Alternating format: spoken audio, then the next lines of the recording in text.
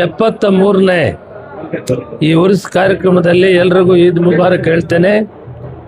ಮತ್ತು ಬಾಬಾ ಹೈದರ್ ಅವರ ಇತಿಹಾಸ ಇದು ಎಲ್ಲ ಹಿಂದೂ ಮುಸಲ್ಮಾನರು ಎಲ್ಲ ಜಾತಿಯವರು ಬಂದು ಇಲ್ಲಿ ಆಶೀರ್ವಾದ ಪಡೆಯುವಂಥದ್ದು. ನಾನು 30 ವರ್ಷಗಳಿಂದ ಸತತವಾಗಿ ಬರ್ತಾ ಇದ್ದೇನೆ.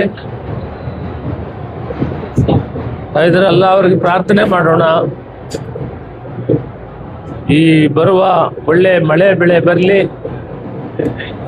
ಹಿಂದೂ ಮುಸಲ್ಮಾನ್ ಬಾಯಿಯಾಗಿ ಅಣ್ಣ ತಮ್ಮಂದರಾಗಿ ಬಾಳಿ ಬದುಕಬೇಕು, ಪ್ರೀತಿ ವಾತ್ಸಲ್ಯದಿಂದ ಇರಬೇಕು. ಸಾವಿರಾರು ವರ್ಷಗಳಿಂದ ಯಾವ ರೀತಿ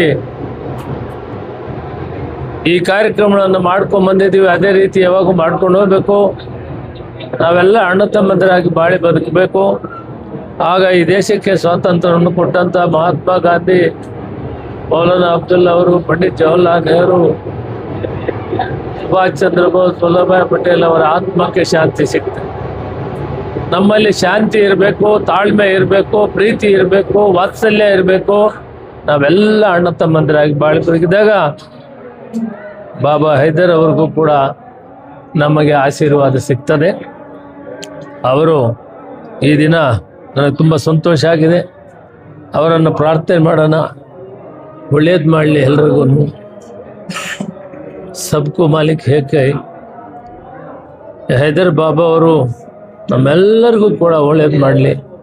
ಅವರಿಗೆ ಪ್ರಾರ್ಥನೆ ಮಾಡೋಣ, ಅವರು ನಮಗೆಲ್ಲ ಆಶೀರ್ವಾದ ಮಾಡಲಿ ಅಂತೇಳಿ ನಾವು ಬಾಬಾ ಅವ್ರನ್ನ ಪ್ರಾರ್ಥನೆ ಮಾಡೋಣ. ಜೊತೆಯಲ್ಲಿ ದರ್ಗಾ ಮುಖ್ಯಸ್ಥರಂತ ಹಿರಿಯರಾದಂಥ ಫಯಾಜ್ ಅಹಮದ್ ಅವರು, ವಸೀಂ ಅಹಮದ್ ಅವರು, ರಹೀರ್ ಅಹಮದ್ ಅವರು, ಸಯಾದಣ್ಣ ಅವರು